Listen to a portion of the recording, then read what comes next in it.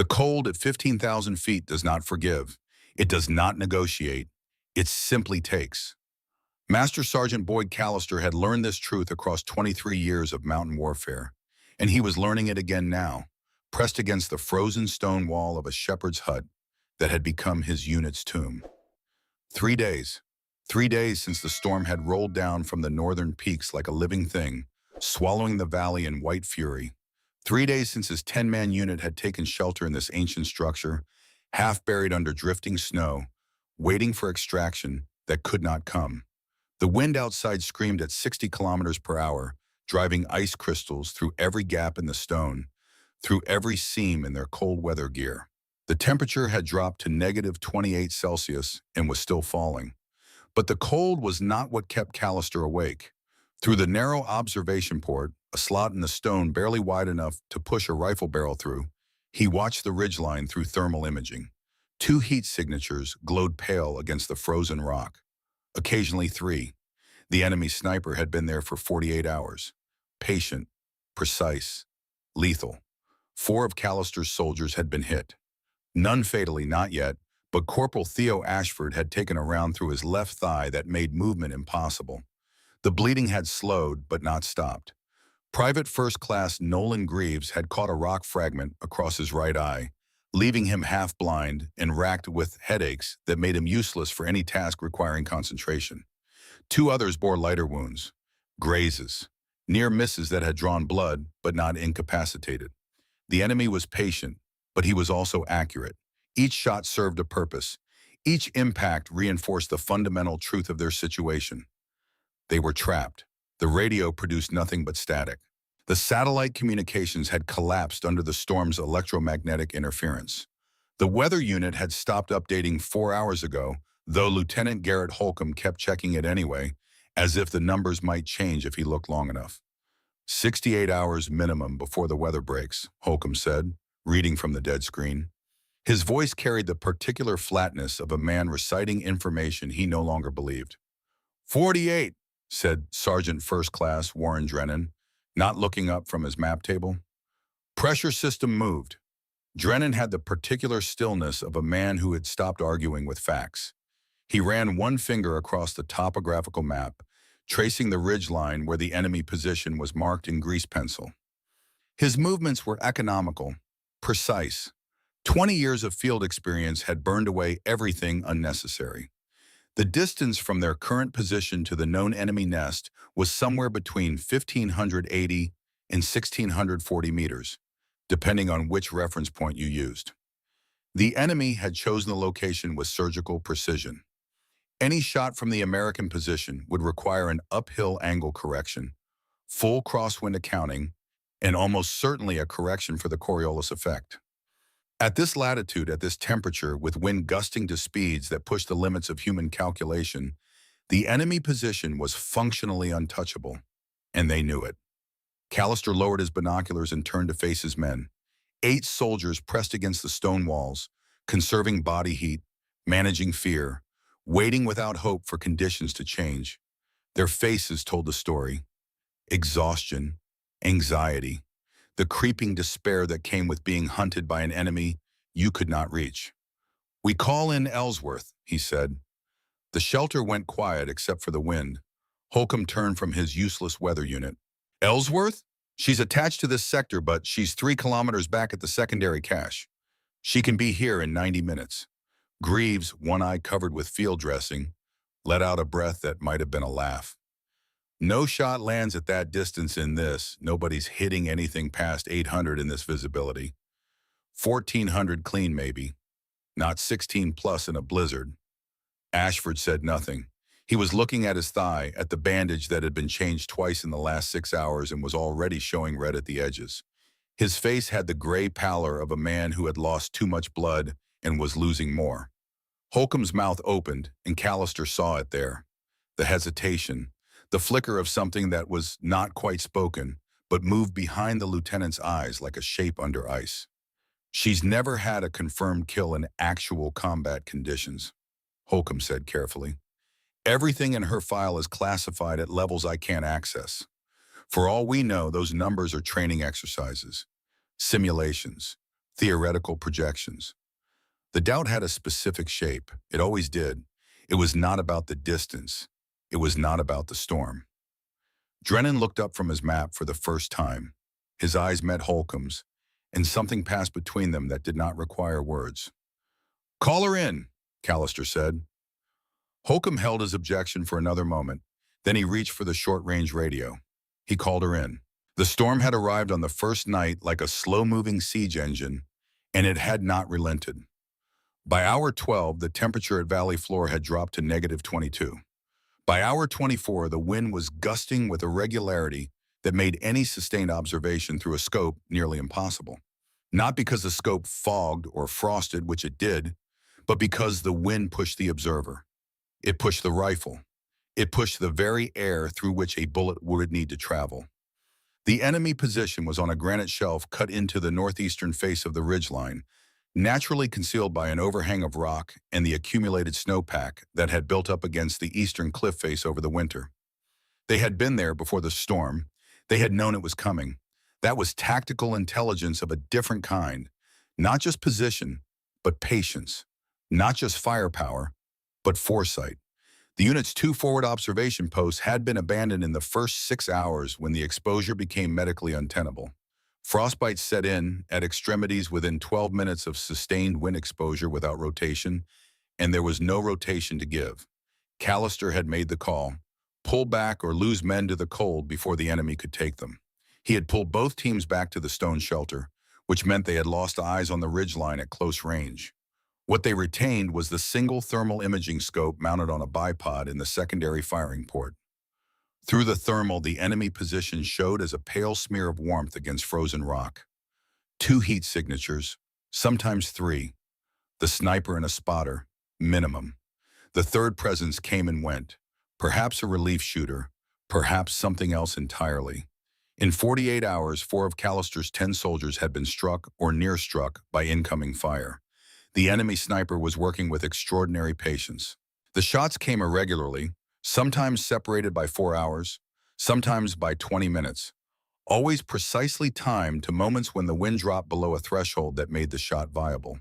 The enemy was reading the storm like a language, and each time a shot came, it confirmed the fundamental tactical reality. They controlled the space between the ridgeline and the shelter. Moving in that space, even in the whiteout, was how you died. The shelter smelled of wet wool, weapon oil, and the particular staleness of recycled breath in an enclosed space. The stone walls were not cold inside.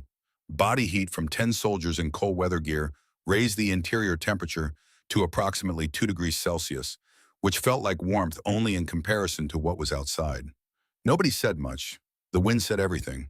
3 years ago, a different mountain range, a different kind of cold. Fort Benning, the Advanced Sniper Qualification Course. Winter session. Kira Ellsworth had been 26 years old, already marked as exceptional by instructors who did not use that word lightly.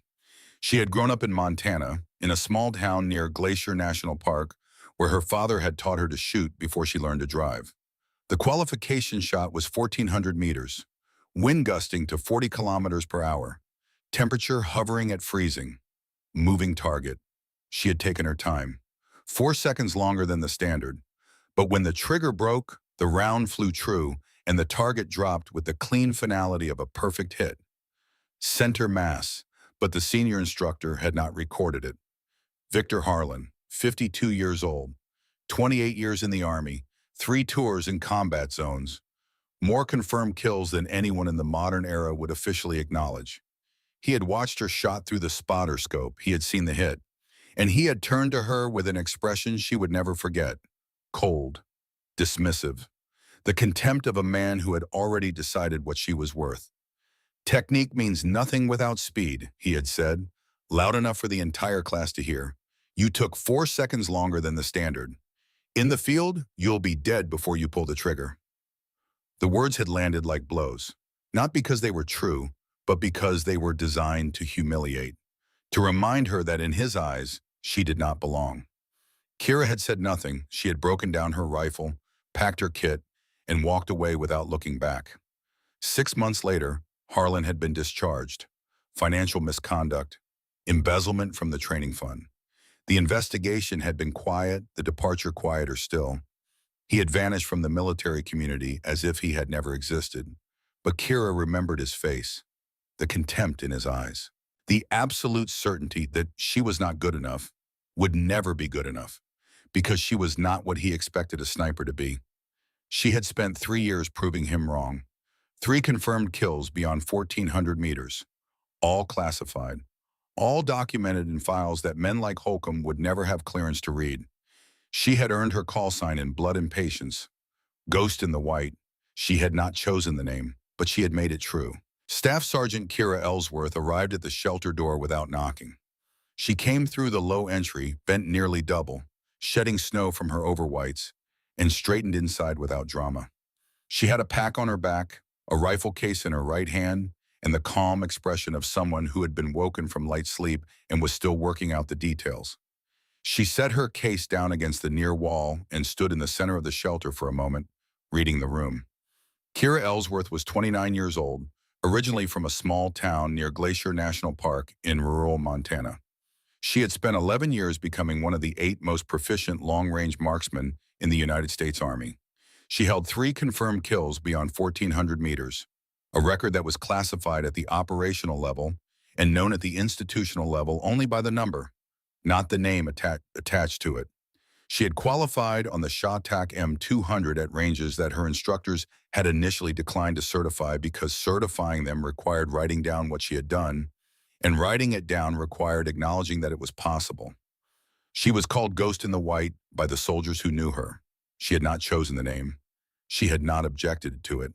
Greaves shifted against the back wall and let out the breath again. The same breath, the same shape of doubt made audible. Kira did not look at him. She looked at Drennan. What's the target? Northeast ridgeline. Confirmed position on the shelf, overhang, at bearing 037 from this position. Drennan indicated the map. We've got thermal confirmation of 2 signatures, occasionally 3. Consistent activity over 48 hours. 4 casualties attributed to this position.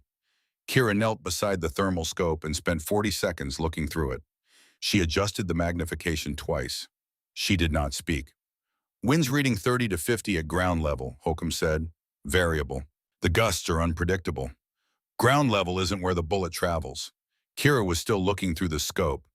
Range is 1640, give or take, Drennan said, depending on which reference you're using. 1638 from this firing port. She had measured nothing. She had looked at the map for approximately 4 seconds. The shelf elevation over our position is 212 meters by the contour lines. That gives a firing angle of 7.4 degrees, approximately. The Coriolis correction at this latitude for a northeasterly shot at supersonic velocity is about 3 centimeters to the right at this distance. The bullet drop at 1638 in -20 air is between 31 and 33 meters, depending on charge temperature, which I'll calculate when I've inspected the ammunition. The shelter was quiet. The temperature differential between here and the ridgeline is significant, she continued. Cold air at the shelf is denser. That changes the terminal ballistic coefficient. The shot will carry slightly further than a standard sea level calculation would suggest. Slightly, I'm accounting for that, Greaves said quietly. Nobody hits anything at 16 plus in this wind. Kira looked at him for the first time. Her expression was not hostile. It was not warm. It was the expression of someone noting a data point that was not relevant to the calculation at hand. Open the case, she said to Drennan. I need to work. She pulled off her outer gloves and began. The rifle was a customized ShawTac M200 chambered in .408, ShawTac with a 30-inch barrel that had been selected from a batch of 6 for its specific harmonic profile at extreme cold. Kira had carried this rifle for 3 years. She had fired 4,200 rounds through it at documented ranges. She knew its behavior the way a physician knows a patient's history, not by formula, but by accumulated observation. Every shot, every condition, every subtle variation in performance had been cataloged in her memory. She laid it across the map table and began inspection. The mathematics of a shot at 1,638 meters in these conditions occupied a different category of difficulty than long-range marksmanship under normal circumstances. At standard range and temperature, the variables were manageable. A skilled shooter accounted for wind, drop, spin drift, and made corrections. The shot was hard. It was not theoretical. At 1,638 meters in a blizzard at negative 28 Celsius on an uphill angle of 7 degrees, the variables compounded in ways that were genuinely at the edge of what physics permitted from a human-operated system. The bullet drop would be 32 meters. This was not a figure of speech. A .408 Chaitak round leaving the barrel at a supersonic velocity would fall 32 meters over the course of the flight path, accounting for the uphill angle. The scope's elevation turret would compensate, but the compensation was itself a calculation, and the calculation changed based on the barrel temperature, which changed based on the ambient temperature, which was negative 28 and falling. The wind drift. The ground level reading was 30 to 50 kilometers per hour from the west-northwest, but ground level was irrelevant. The bullet would spend approximately 2.1 seconds in flight. During those 2.1 seconds, it would pass through at least 3 distinct wind layers, each with potentially different speed and direction. The valley was a natural wind tunnel, and natural wind tunnels did not behave like averaged figures. They behaved like the terrain made them behave. Drennan watched her work the calculations on a pad of field paper. Pencil moving in short, efficient marks, not formulaic notation. Observation notation. She was recording what she expected to see at each phase of the flight path, working backward from the target to the barrel. "You can't calculate the mid-range wind," Holcomb said. "There's no data point for what the air is doing at 800 meters out in this storm." "Correct," Kira said. "So you're guessing." She continued writing. "I'm estimating based on the valley topography, the direction of the gusts at ground level, the snow movement visible through the thermal at various distance bands, and 12 years of reading weather in mountain terrain." She paused. "There's a difference." "It's a 2-1-second flight," Drennan said. He was not objecting. He was stating the problem aloud. 2.09. In 2 seconds, the wind can do anything. "Yes," she said, "it can." She put the pencil down. "That's why I'm waiting for the window." Callister stepped forward. "What window?" "Every blizzard has a periodicity. The gusts aren't random. They follow a rough pattern, a wave structure. In the last 90 minutes, I've recorded 4 significant lulls at roughly 18 to 22-minute intervals. During the lull, the ground level wind drops to 15 to 20 kilometers per hour. That's still significant, but it's workable." She looked at the window, the small square of white movement. "The mid-flight wind during a lull at this valley's geometry will be different, but more consistent, less turbulence, a cleaner path." "You're going to wait for the lull and take the shot," Callister said. "I'm going to wait for the lull and determine if the shot is viable. I won't fire if it isn't." Holcomb sat down. His objections had run out of room. She studied the enemy's pattern through the thermal scope for 2 hours. The timing between shots, the way he read the wind, the patience that bordered on supernatural, the precise positioning that maximized cover while maintaining field of fire. There was something in it that nagged at her, something familiar she could not quite place, a ghost of recognition in the deep architecture of her training. She pushed the thought aside. It did not matter who was on that ridge, only that they needed to be stopped. She returned to her calculations. The first lull came at 0340 hours.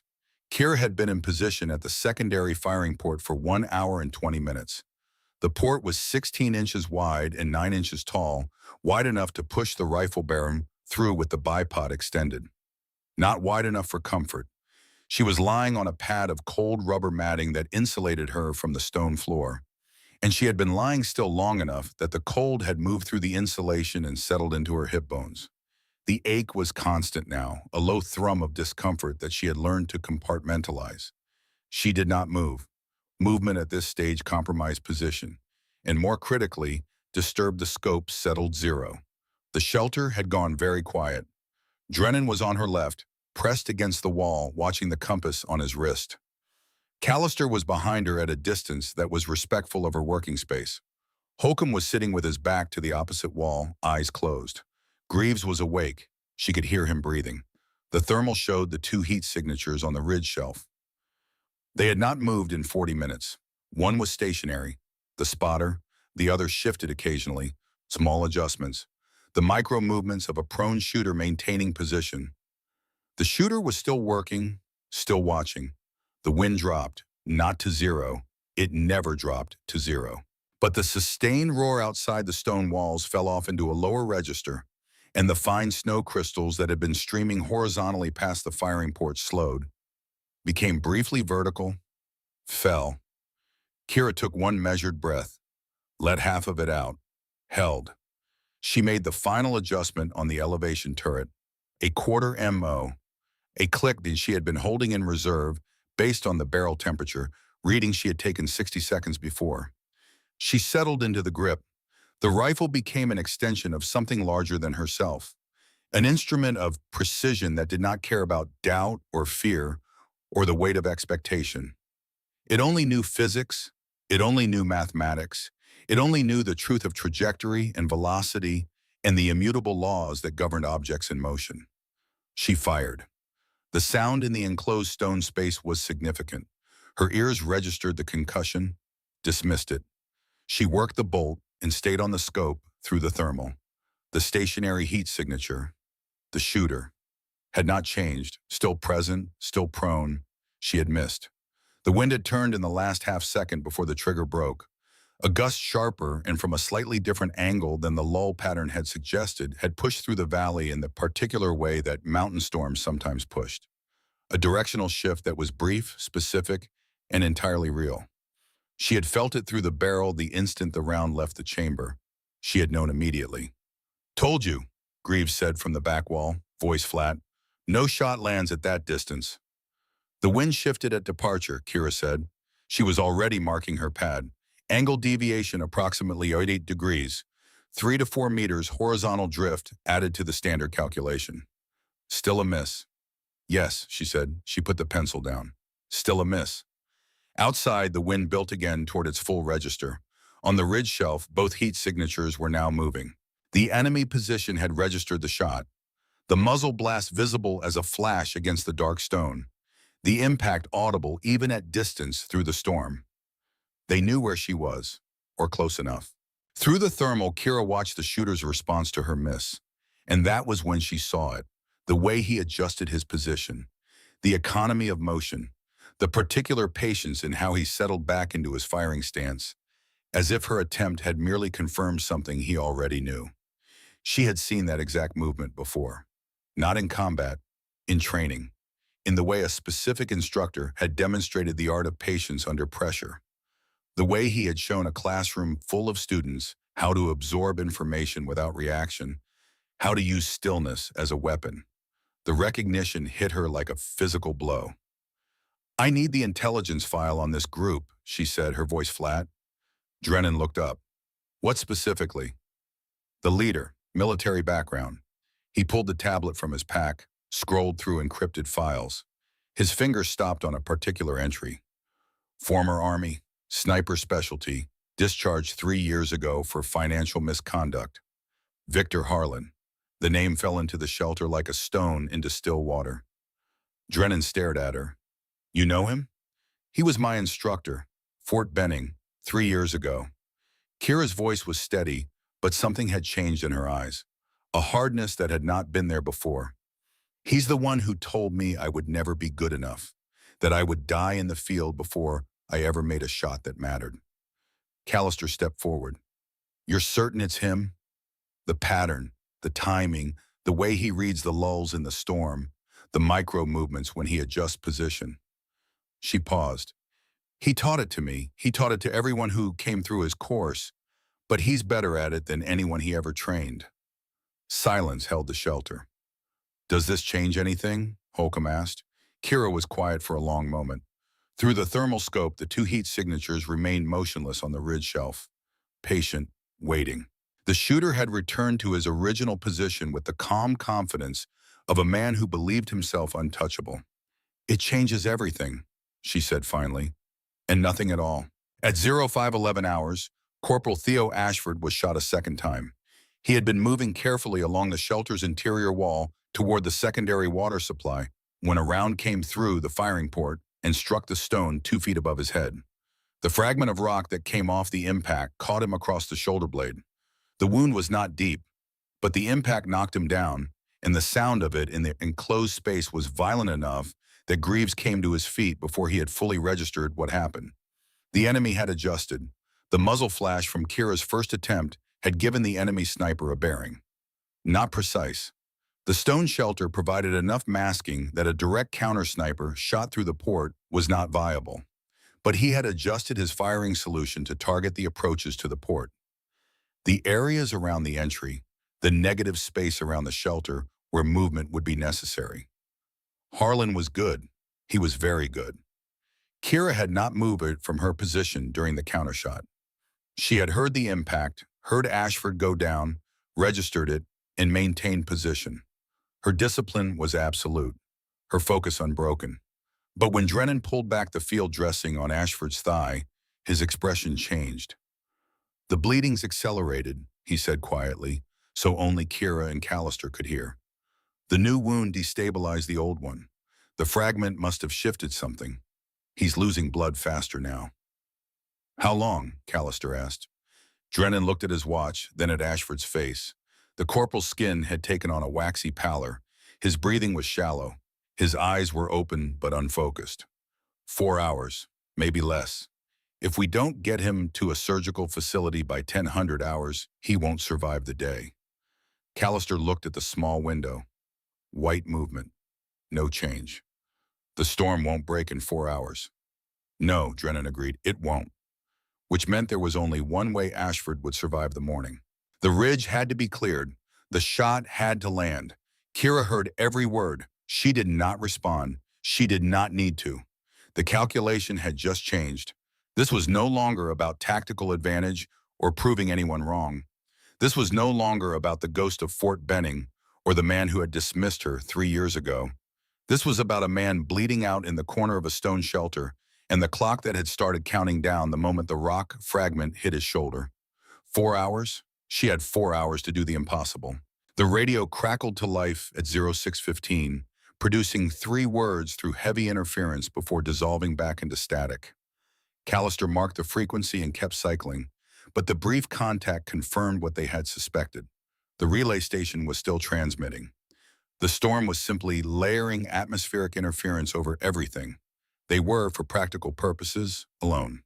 The temperature inside the shelter had dropped to -1.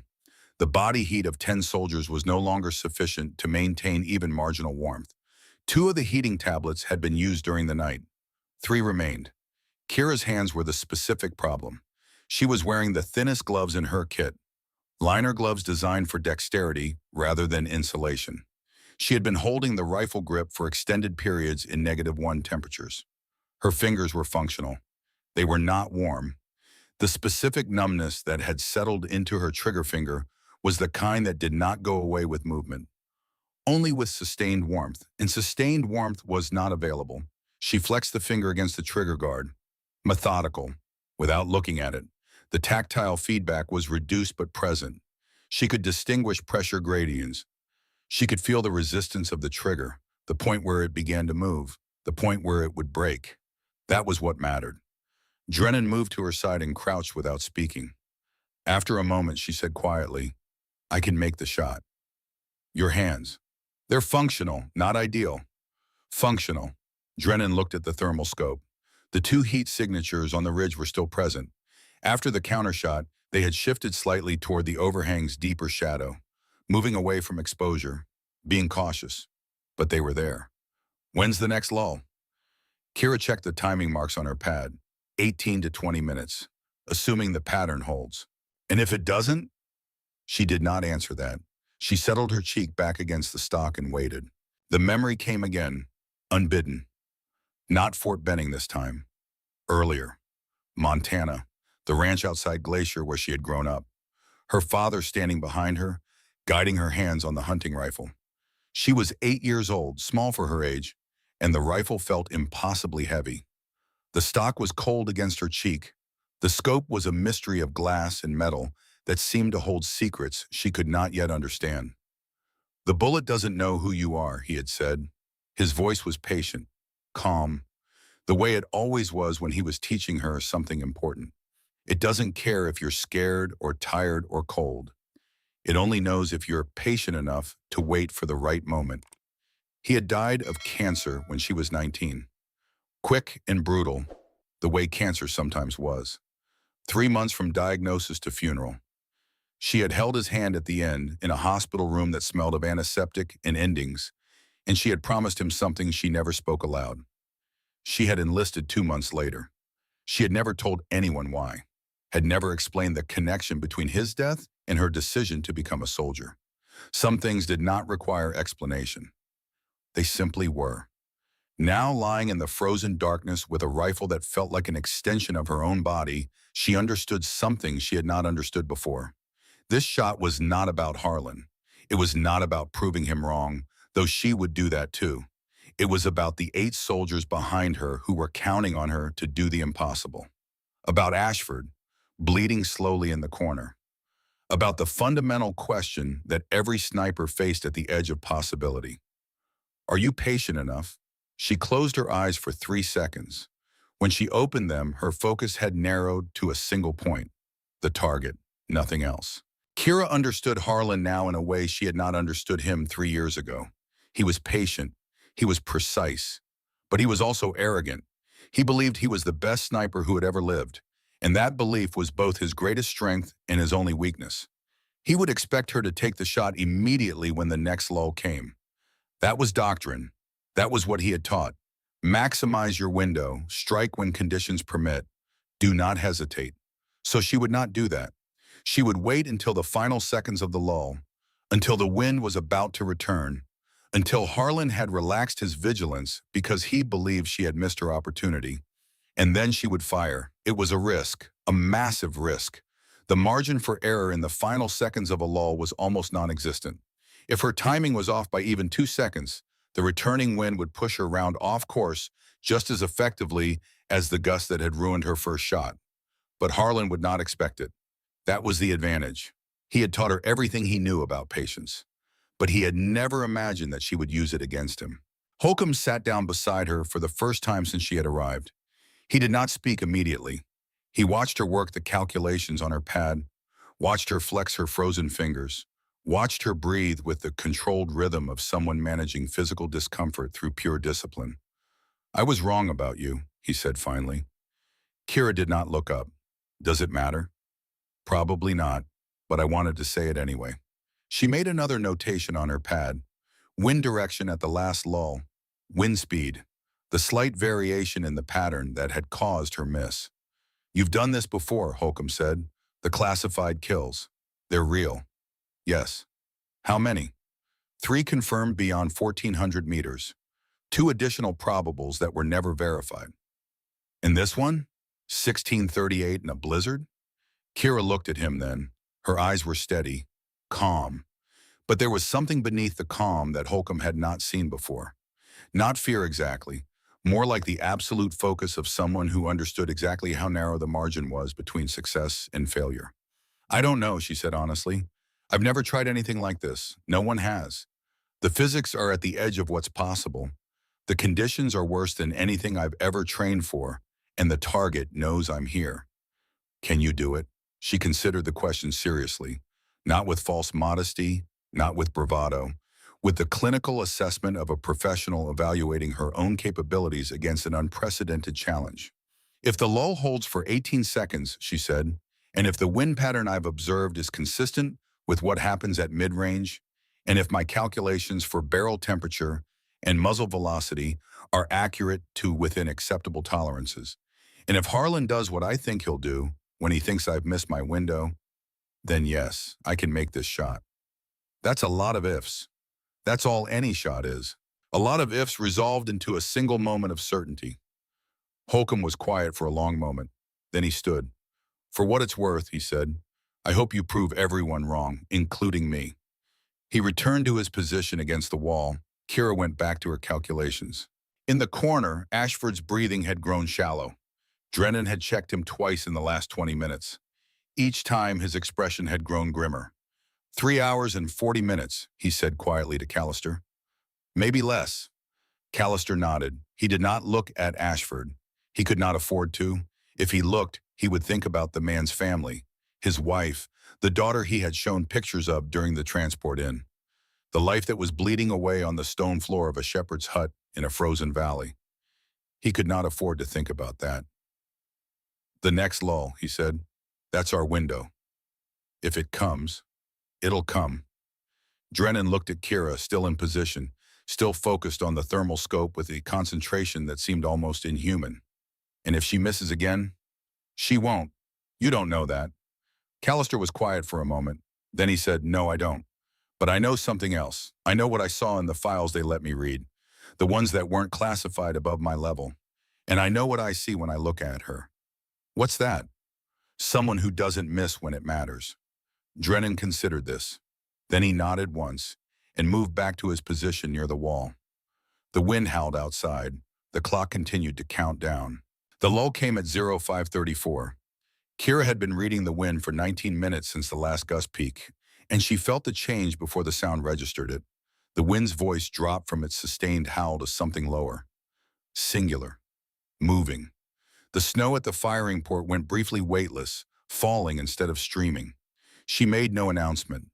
Her hand moved to the turret with the precision of trained reflex.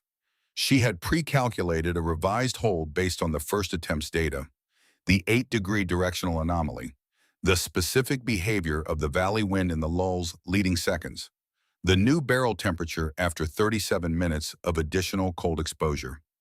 The barrel was now 3 degrees colder than the first shot. That altered the muzzle velocity by approximately 12 feet per second. She had accounted for it. The thermal showed the heat signature she had designated as primary target. The shooter, shooter, not the spotter, at the same position it had held for the last 20 minutes. Still prone, still on the shelf, in the corner, Ashford's breathing had grown shallow. Drennan had checked him twice in the last 20 minutes. Each time his expression had grown grimmer. 3 hours and 26 minutes remained on the clock. If the next lull did not produce a result, there would not be time for another attempt. Kira knew this. Everyone in the shelter knew it. This was the shot, the only shot. She settled into the scope. At this magnification, the target was not a person. It was a shape, a warm smear against cold stone. The distinguishing features of a human form reduced to a heat pattern and a point of highest concentration. That point was what she was calculating toward. 11 centimeters of center mass. At 1,638 meters in a mountain blizzard with temperature-degraded hands, and the first attempt's miss still recorded in her muscle memory. But she did not fire. Not yet. She was waiting for something specific. Something that Harlan would not expect because it violated everything he had taught. She counted the seconds. 5, 10, 15. Through the thermal, she watched Harlan's heat signature shift slightly. A micro-relaxation in his posture. The barely perceptible adjustment of a shooter who believed the threat window had passed. He thought she had missed her opportunity. He thought she lacked the nerve to fire in the final seconds of a lull when the margin for error compressed to nothing. He was wrong. 17 seconds. The lull deepened. The snow at the port stopped falling and became momentarily suspended. A half-second of near-perfect stillness in which the wind had not stopped, but had dropped to its minimum. The valley's geometry pressing it briefly into a laminar flow that was predictable, measurable, accountable. She had been waiting for exactly this. She drew air into her lungs, slow, controlled, released half, held the rest. The ritual was the same, but she was not the same shooter who had fired 90 minutes ago. She was better now. She knew her enemy, she knew his weakness, and she knew exactly when to strike. The world outside the scope contracted to a single focal plane. She was aware of the shelter behind her, the breathing, the stillness of 8 people who had stopped moving simultaneously. She was aware of Drennan's presence at her left side. Unmoving, she was aware of her trigger finger. The reduced tactile feedback, the exact pressure gradient that corresponded to the breakpoint of this specific trigger at this specific temperature. She was aware of the wind, not as a threat, as information. The trigger broke. The sound was the same as the first shot, the concussive slam of the .408 in the enclosed stone space. She worked the bolt. She stayed on the scope. The flight time was 2.09 seconds. She counted them. 1, 2. The heat signature on the ridge shelf moved, not the controlled micro-adjustment of a shooter maintaining position, the sudden involuntary displacement of a body receiving impact. The shape dropped. It dropped completely below the thermal's angle of sight, behind the ridgestone. It did not come back up. Kira did not lower the rifle. She stayed on the scope for 15 seconds, watching the remaining heat signature. The spotter. The spotter was moving, not toward the entry point of the shot, away from it, toward the overhang's deeper shadow. She registered this. She lowered the rifle. She said nothing. Drennan looked through the thermal scope for a long moment. Then he put his hand on her shoulder. Brief, once, and withdrew it. Behind her in the shelter, no one spoke.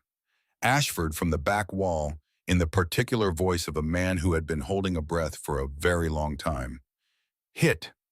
Greaves said nothing. Callister said nothing. The words sat in the shelter like an object, heavy with meaning that would take hours to fully process.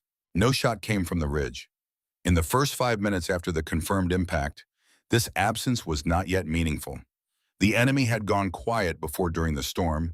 An absence of fire was not by itself evidence of anything. But 5 minutes became 10, and 10 became 20.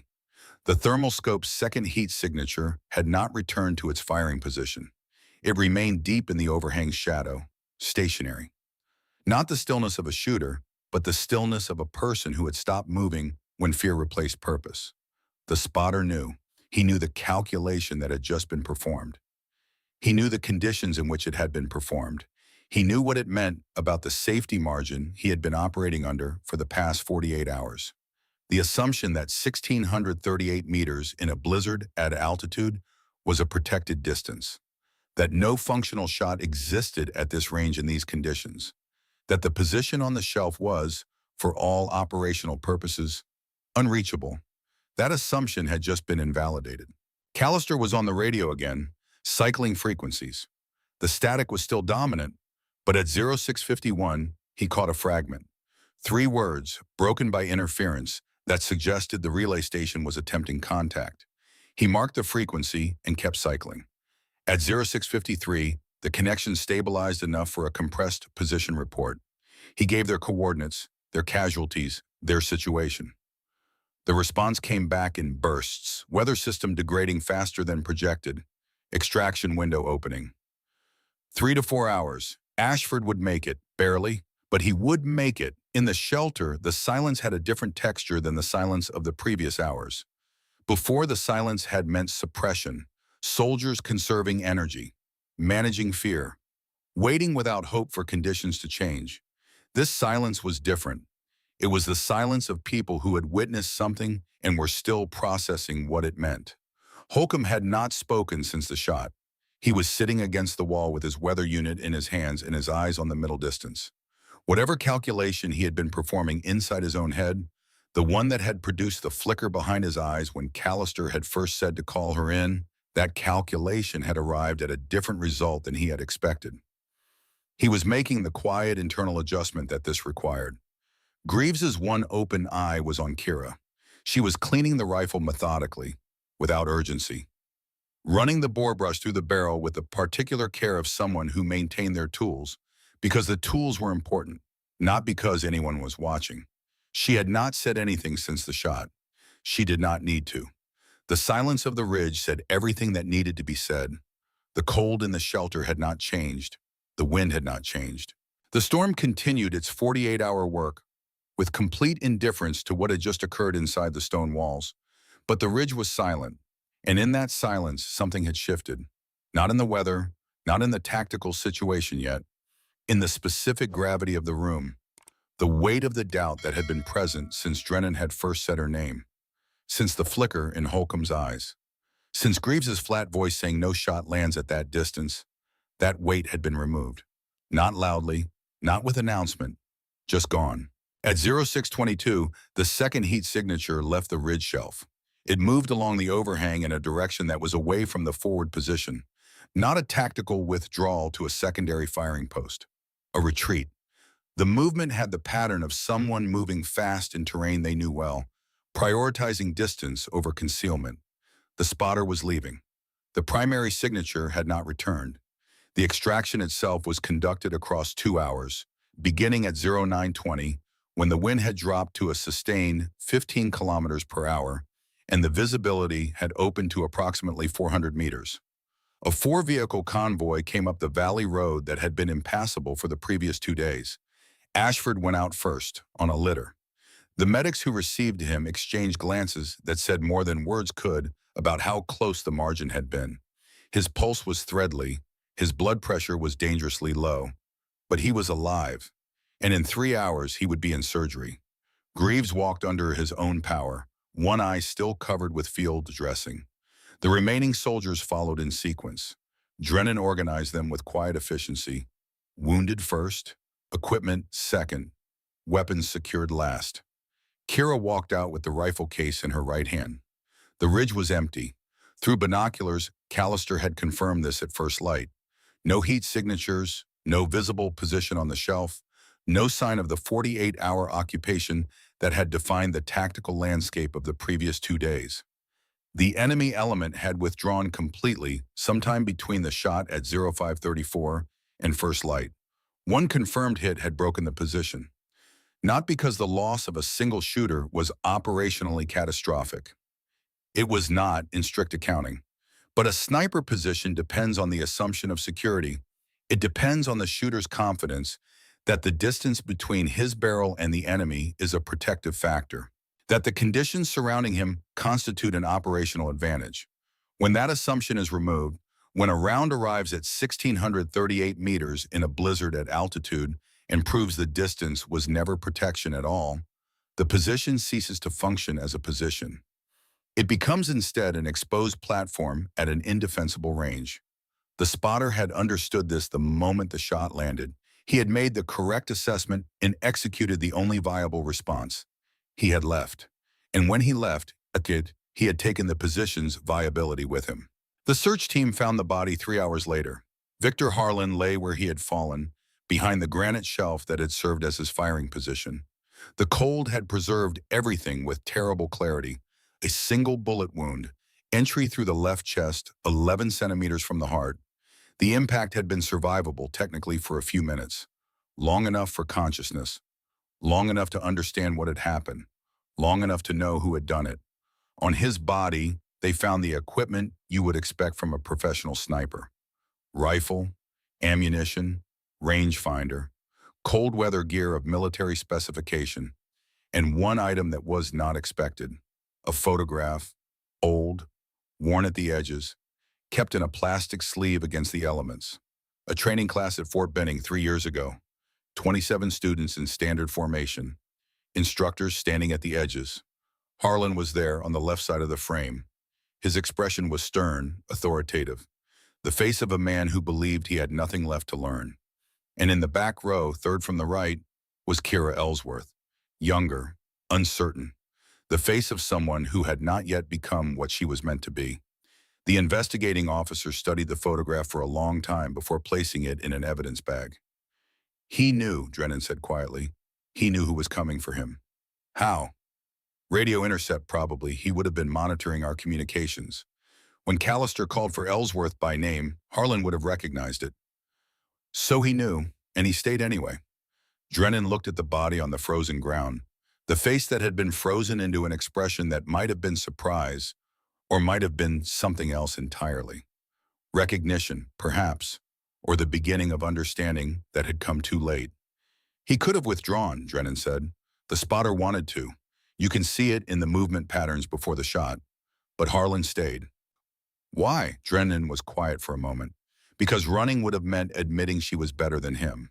And that was something he couldn't do. Not after what he said to her. Not after what he believed about her. He turned away from the body. His arrogance killed him, he said. Not the bullet, the arrogance. He couldn't accept that the woman he had dismissed, the shooter he had declared would never be good enough, had become something he could never match. He looked toward the valley, toward the shelter that was now empty, toward the road where the convoy had already disappeared. She gave him a chance to run. She missed the first shot. He could have read that as a warning and withdrawn. But he didn't. He stayed because his pride wouldn't let him leave. The wind picked up again, Not as strong as before, but persistent. That's the difference between them, Drennan said finally. She was patient enough to wait for the right moment. He wasn't patient enough to accept that the right moment might belong to someone else.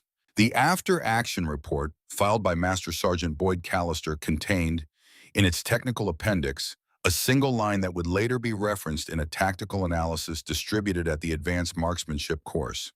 Confirmed long-range precision engagement beyond 1,630 meters in blizzard conditions, negative 28 degrees Celsius.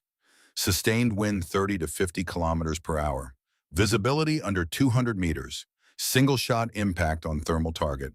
Second attempt following atmospheric deviation on first attempt. The report did not include the conversation in the shelter before the shot. It did not record the flicker in the lieutenant's eyes, or the flat voice from the back wall saying no shot lands at that distance. After-action reports were not the place for such things. They recorded what happened, not what people believed would happen. Kira did not attend the informal debrief that took place at the forward command post the following morning. She had returned to the secondary cache position, her assigned sector, and had logged her return at 1620 hours. She had submitted her own portion of the documentation by 1900. Her report was 4 paragraphs. It described the position, the conditions, the first attempt's atmospheric deviation, the corrective calculations, the second attempt's result. It noted the estimated range as 1,638 meters. It noted the confirmed incapacitation of the primary target. It contained no adjectives. 6 weeks later, Nolan Greaves returned to operational duty. As the physician had projected, his eye had healed cleanly. The vision had returned to 94% of baseline, well within acceptable parameters for continued service. He did not speak of the shelter, the storm, or the ridge position to anyone. He had made one comment about it, once to a soldier who had not been there and who had asked what happened up in the valley during the blizzard. Greaves had said, "Someone made an impossible shot." He did not qualify it. He did not add the distance or the conditions or the number of attempts. He did not say who had made it or offer his earlier assessment as context. He said someone made an impossible shot, and he moved on. Because after that night in the stone shelter, with the wind pressing against the walls and the ridge silent where it had not been silent before, the distance had stopped being a concept and become an event, something that had happened, something recorded in a report that would be read at courses where soldiers learned what was possible. Holcomb found Drennan in the command post mess at 2100 that evening. He sat down across from him without being invited and wrapped both hands around a mug of something hot. The steam rose between them, curling in the cold air of the poorly heated building. After a moment, he said, "I owe her an apology." Drennan drank from his own mug. "You owe the situation a correct read. That's the same thing, and it's harder." Holcomb sat with this for a while. The words settled into him, finding purchase in places he had not expected. "Wind doesn't laugh," Drennan said. He put the mug down. "Men do. That's the difference." He was not quoting anyone. He was arriving at something that had been true for a long time and had simply been demonstrated. The event lived in the technical appendix. It lived in Ashford's shoulder, which healed cleanly but left a scar he would carry for the rest of his life. It lived in Greaves's eye, which functioned perfectly, but sometimes saw things differently than it had before. It lived in the quiet that had settled over the shelter after the second shot and stayed there until the extraction vehicles arrived. It would live afterward in the specific pause that came over experienced soldiers whenever anyone said casually, confidently, the way people said things they were certain of, "No shot lands at that distance." After that night, no one laughed at impossible distances. 2 months after the incident, Kira Ellsworth stood alone on a ridge overlooking the valley where it had happened. The snow had melted enough to reveal the contours of the terrain. The shepherd's hut was visible in the distance, a dark shape against the white. The ridge where Harlan had positioned himself was just a line of rock against the sky. 1,638 meters. She had measured it again with proper equipment. The calculation had been exact. She thought about Harlan, about the photograph they had found on his body, about the choice he had made to stay when he could have run. He had wanted to prove that his assessment of her, 3 years ago, had been correct, that she would never be good enough. He had been wrong. Her father's voice came back to her across the years. The bullet doesn't know who you are. It only knows if you're patient enough. She had been patient enough. The wind picked up, carrying the smell of pine and distant snow. Spring was coming to the mountains. Kira turned away from the valley and walked toward the vehicle waiting on the access road. Behind her, the mountains kept their silence. But in training facilities across the country, soldiers were already studying what she had done, learning the calculations, pushing toward distances that had once seemed impossible. The standard had been reset, and somewhere in the classified files a single line recorded the truth. Confirmed engagement at 1,638 meters. Conditions? Extreme. Shooter, Staff Sergeant Kira Ellsworth. Call sign, Ghost in the White. Some called it luck. Those who had been in the shelter that night knew better. They called it inevitable. Because Kira Ellsworth did not believe in impossible shots. She only believed in shots that hadn't been made yet. The end.